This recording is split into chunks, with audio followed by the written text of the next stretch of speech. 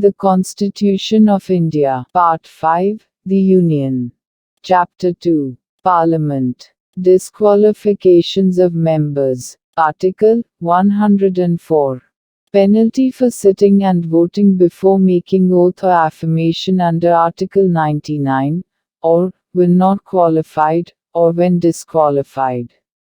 If a person sits or votes as a member of either House of Parliament, before he has complied with the requirements of Article 99, or, when he knows that he is not qualified, or that he is disqualified for membership thereof, or, that he is prohibited from so doing by the provisions of any law made by Parliament, he shall be liable in respect of each day on which he so sits or votes, to a penalty of 500 rupees, to be recovered as a debt due to the Union.